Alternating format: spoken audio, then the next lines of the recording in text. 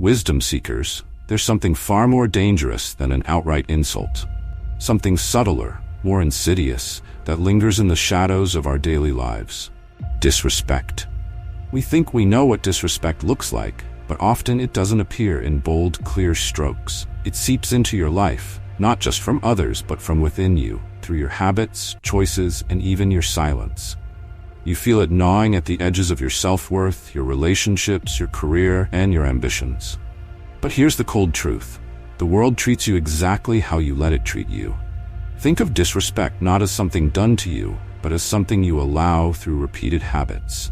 Habits that erode the respect you hold for yourself. And if you do not respect yourself, how can you ever expect others to? In the words of Epictetus, one of the greatest Stoic philosophers, it's not what happens to you, but how you react to it that matters.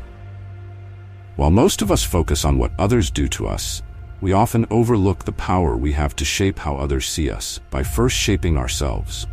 You see, respect isn't demanded, it's cultivated. And often it's our own habits that poison the soil from which respect could grow. So today we're going to dive deep into the 8 toxic habits you must eliminate to guard against disrespect. Some of these habits may surprise you, others may hit too close to home. But if you stick with me, you'll not only learn how to command respect, but also how to live a life aligned with the wisdom of the ancient philosophers. A life of integrity, strength, and above all, self-respect. So, let's unravel these habits piece by piece, because your greatest enemy isn't always out there. Often it's within you. Let's begin. Habit 1. Seeking approval from others. Our first habit is one that many men are guilty of, often without realizing it. It is the silent killer of respect, seeking approval from others. It might not seem dangerous at first glance. After all, who doesn't want to be liked? Who doesn't want validation? But here's the thing, wisdom seekers. When you constantly seek approval from others, you relinquish your power. You give away control of your life, your choices, and your self-worth. And in return, you gain nothing. The great Stoic philosopher Marcus Aurelius once said, "It never ceases to amaze me. We all love ourselves more than other people, but care more about their opinions than our own." Think about that for a moment. How much of your life is spent worrying about what others think of you? How often do you change your behavior, your appearance, or your opinions just to fit in or to be liked? How often do you suppress your true self just to gain the fleeting approval of others? When you live your life seeking approval, you're building your house on sand. You might receive a few compliments or words of praise, but they are temporary, shallow. The moment you stop meeting their expectations, that approval vanishes, leaving you feeling empty. Worse still, you teach others that your worth is something they can determine, that their validation is necessary for you to feel whole. So how do we combat this habit? The key is self-reliance. The moment you stop needing the validation of others is the moment you start to respect yourself. And when you respect yourself, others have no choice but to respect you as well. Take the example of the philosopher Socrates. He was never swayed by public opinion. In fact, he was often ridiculed and mocked by those around him. But Socrates knew that the opinions of others mattered little compared to the opinion he held of himself. His commitment to living a life of integrity, to asking uncomfortable questions, and challenging the status quo eventually led to his execution. But Socrates didn't flinch. He understood that the truth and his own self-respect were more important than approval from others. He accepted his fate with calm and dignity, because he was grounded in himself, not in the fleeting opinions of the crowd. Now, wisdom seekers, think about your own life. How often do you compromise your values, your desires, or your integrity just to fit in or to be liked? How often do you change who you are to gain the approval of others? To break free from this habit, you must first realize that the only approval you need is your own. This doesn't mean you should ignore feedback or be arrogant. True self-respect comes from living in alignment with your own values, regardless of whether others approve. As the Stoics teach, focus on what you can control, your thoughts, your actions, your integrity, and let go of the rest. When you stop seeking approval from others, you reclaim your power. You stand firm in who you are, and that is the foundation of respect. Habit 2. Failing to set boundaries. Boundaries. It's a word that gets thrown around a lot these days, but how many of us actually understand its significance? Wisdom seekers, the truth is, failing to set boundaries is one of the quickest ways to lose respect, not just from others, but from yourself. In his famous work, Letters from a Stoic, Seneca wrote, "Associate with those who will make a better man of you. Welcome those whom you yourself can improve. The process is mutual, for men learn while they teach." This is a profound insight into boundaries, even if it doesn't appear so at first glance. What Seneca is really saying is this: choose carefully who and what you allow into your life.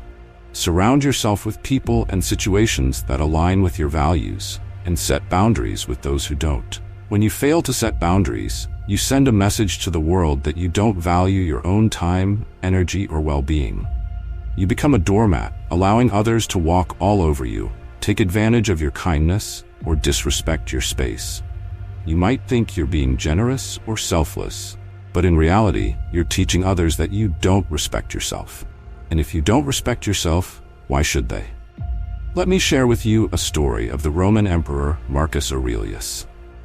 As one of the most powerful men in history, Marcus was constantly surrounded by people who wanted something from him. Advisors, politicians, generals, all of them clamored for his attention. But despite the demands of running an empire, Marcus was known for his ability to maintain balance. He knew the importance of setting boundaries. In his journal, which later became known as Meditations, Marcus wrote about the importance of guarding his mind and heart from outside influences. He would often retreat to solitude, away from the pressures of the court, to reflect and recharge. He knew that if he didn't set boundaries, both external and internal, he would be consumed by the chaos around him. Now let's bring this back to you. How often do you allow others to encroach on your time, your energy, or your emotional space? How often do you say yes when you really want to say no? How often do you compromise your own well-being to please others or avoid conflict? Every time you fail to set a boundary, you erode your own self-respect. To set boundaries is not selfish. It is an act of self-respect. It is recognizing your own worth and demanding that others recognize it too. But here's the crucial part. Setting boundaries isn't just about telling others what they can or cannot do. It's about enforcing those boundaries. It's about being willing to walk away from situations and people that don't respect your limits. It's about being firm, even when it's uncomfortable. One of the most important lessons the Stoics teach us is the importance of inner strength. As Marcus Aurelius said, you have power over your mind, not outside events. Realize this, and you will find strength. Setting boundaries is an act of inner strength. It is a way of asserting your own value and protecting your inner peace. So wisdom seekers, I ask you, where in your life are you failing to set boundaries? Where are you allowing others to disrespect your time, your energy, or your emotions? And what are you going to do about it? Habit 3. Neglecting self-care and personal growth. Self-respect starts with self-care. It may sound simple, but it's something that many men overlook. Wisdom seekers, neglecting your own well-being, both physical and mental, is one of the most harmful habits you can adopt. You cannot expect others to respect you if you don't take care of yourself. The Stoics understood this well. Epictetus, one of the most influential Stoic philosophers, often spoke about the importance of maintaining the health of both the body and the mind. He said, "Care, take this moment. Immerse yourself in its particulars. Respond to this person, this challenge, this deed." In other words, self-care isn't about indulgence or luxury. It's about being present and taking responsibility for your own well-being. Let's think about this on a practical level. How often do you neglect your health? Do you eat poorly, skip exercise, or fail to get enough sleep? Do you ignore your mental health, bottling up emotions, or refusing to seek help when you need it? These are all forms of self-neglect, and over time, they lead to a loss of self-respect. Here's the hard truth. If you don't take care of yourself, you are telling the world that you don't believe you are worth the effort. You're sending a message that your health, your well-being, and your personal growth aren't important. And if you don't value these things, why should anyone else? But self-care goes beyond just physical health. It also involves personal growth, continually striving to improve yourself, to learn and to develop new skills. The Stoics believed in the concept of arete, or excellence, which is the idea that we should always strive to be the best versions of ourselves. This doesn't mean we have to be perfect, but it does mean we should always be working towards improvement. Marcus Aurelius, despite being the emperor of Rome, never stopped working on himself. He was constantly reading, learning, and reflecting on his own actions. In Meditations, he wrote, "Waste no more time arguing about what a good man should be. Be one." Marcus knew that personal growth wasn't just about gaining knowledge, it was about applying that knowledge in your daily life. So how do you practice self-care and personal growth in a meaningful way? It starts with discipline. Taking care of your body means exercising regularly, eating nutritious food, and getting enough rest. Taking care of your mind means practicing mindfulness, managing stress, and seeking help when you need it. And taking care of your personal growth means constantly learning, whether through reading, new experiences, or self-reflection. When you prioritize self-care and personal growth, you show the world that you value yourself. You command respect not by demanding it, but by embodying it. And when you respect yourself, others will naturally follow. Habit 4. Overcommitting and saying yes too often. Wisdom seekers, this next habit is one that many men fall into without realizing it. Overcommitting and saying yes too often.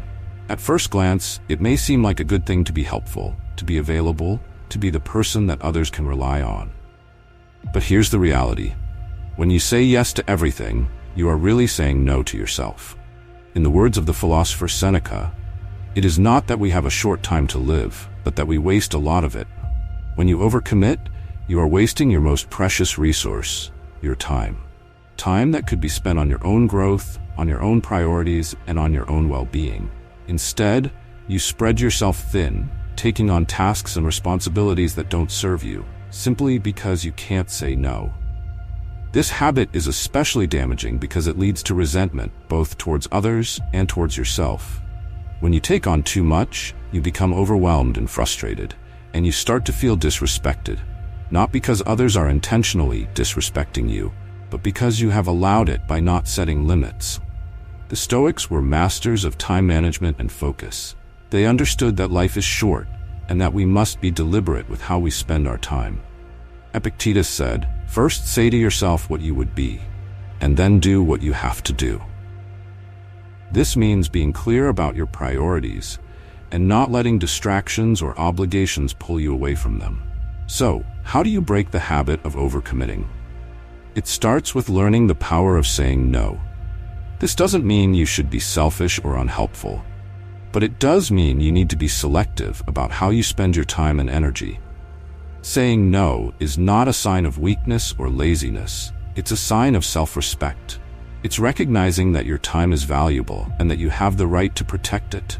Here's a practical way to approach this. Before you say yes to something, ask yourself these questions. Does this align with my values? Will this help me grow?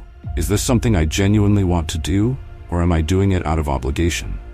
If the answer is no, then give yourself permission to decline. You don't owe anyone an explanation or justification for why you're saying no. Your time is your own, and you have the right to protect it. Habit 5. Neglecting your own voice. There's a habit that often goes unnoticed, but is incredibly destructive to your sense of self-respect. Neglecting your own voice. Wisdom seekers, how often do you find yourself silencing your own opinions, your own desires, or your own beliefs, just to avoid conflict or to fit in with others? How often do you stay silent when you should speak up, or go along with something you don't agree with, just to keep the peace? The philosopher Epictetus once said, "If you want to improve, be content to be thought foolish and stupid." This is a powerful reminder that standing up for your own beliefs, even when it's unpopular or uncomfortable, is essential for personal growth and self-respect. When you neglect your own voice, you are telling yourself that your opinions, your desires, and your values are not important. You are prioritizing the comfort or approval of others over your own integrity. And when you do this repeatedly, you lose respect for yourself. You become a passive participant in your own life, letting others dictate your actions and your beliefs. Now, I'm not saying you should be argumentative or confrontational for the sake of it, but there is a difference between being respectful of others' opinions and suppressing your own. The Stoics believed in the importance of inner strength and resilience. Marcus Aurelius, in his Meditations, wrote, "Stand up straight, not straightened." This means you must have the courage to stand firm in your own beliefs and values without being rigid or inflexible.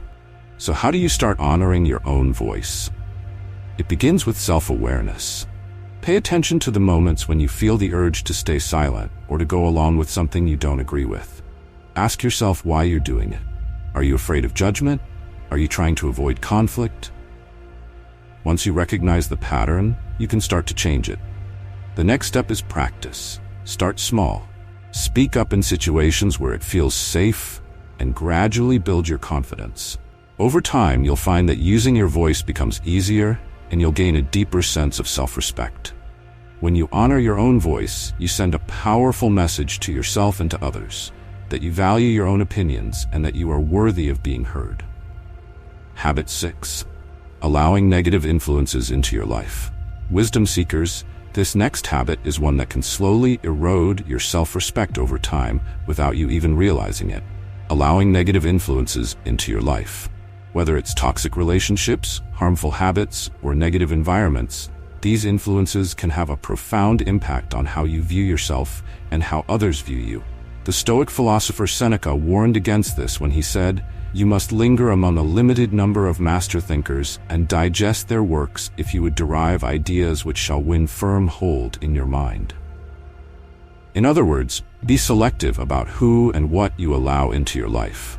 The people you spend time with, the content you consume, and the environments you immerse yourself in all shape your thoughts, your actions, and ultimately your sense of self-respect.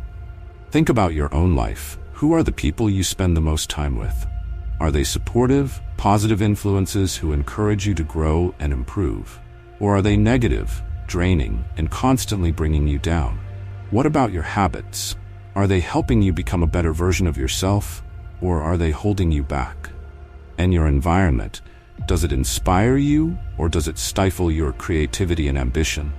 The Stoics believe that we have control over our own minds, but they also recognized that we are influenced by the world around us. Marcus Aurelius often reminded himself to guard his mind against negativity, writing in his Meditations, "The soul becomes dyed with the color of its thoughts." This means that if you surround yourself with negativity, you will inevitably absorb it. But if you surround yourself with positivity and wisdom, you will become stronger and more resilient. So, how do you eliminate negative influences from your life? It starts with awareness. Take a close look at the people, habits, and environments in your life and ask yourself whether they are helping you grow or holding you back. This can be a difficult process, especially if it involves distancing yourself from people or situations you're attached to. But remember, wisdom seekers, self-respect means making tough choices. It means prioritizing your own well-being over the comfort of staying in familiar but harmful situations. Once you've identified the negative influences in your life, take action to remove them or reduce their impact. This might mean ending toxic relationships, breaking harmful habits, or changing your environment. It won't be easy, but the reward is worth it. Greater self-respect, more peace of mind, and a stronger sense of who you are. Habit 7. Failing to keep your word. Keeping your word is one of the most fundamental aspects of respect, both self-respect and the respect others have for you. Wisdom seekers, if you cannot keep your promises, if you cannot follow through on your commitments, you erode the foundation of trust that respect is built on. The Stoic philosopher Epictetus put it simply, "First, learn the meaning of what you say and then speak." This is a reminder that your words carry weight, and you should not make promises lightly. When you commit to something, whether it's a promise to yourself or to others, you are staking your integrity on that commitment. If you fail to keep your word, you not only disappoint others, you disappoint yourself. Think about how you feel when someone breaks a promise to you. It's frustrating, disappointing, and it damages your trust in that person. Now think about how others feel when you break your promises. Every time you fail to follow through on a commitment, you are sending the message that your word cannot be trusted. And over time, this leads to a loss of respect from others and from yourself. But keeping your word isn't just about big promises. It's about the small, everyday commitments you make as well. Do you say you'll show up on time, but then constantly arrive late? Do you promise to help someone with something, only to flake out at the last minute? These small breaches of trust may not seem like a big deal in the moment, but they add up over time. So how do you break the habit of failing to keep your word? It starts with being more mindful of the commitments you make. Don't make promises lightly. Before you agree to something, make sure you have the time, energy, and willingness to follow through. And if you find that you can't keep a promise, be honest about it. Communicate clearly and take responsibility. When you keep your word, you build a reputation for integrity and reliability. You show others that you can be trusted, and more importantly, you show yourself that you are someone who honors your commitments. This is the foundation of self-respect. Habit 8, living without purpose.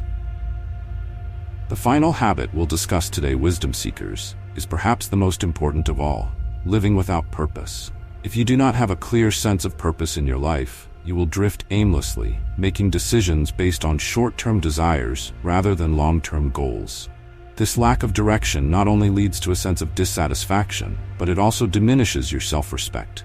The Stoics believed that living with purpose was essential to a meaningful life. Marcus Aurelius wrote, "People who labor all their lives but have no purpose to direct every thought and impulse toward are wasting their time, even when hard at work." This is a powerful reminder that effort without purpose is meaningless. You can work hard, achieve success, and accumulate wealth. But if you don't have a deeper sense of purpose, none of it will bring you lasting fulfillment or self-respect. Purpose is what gives your life meaning. It is the guiding principle that shapes your decisions, your actions, and your relationships.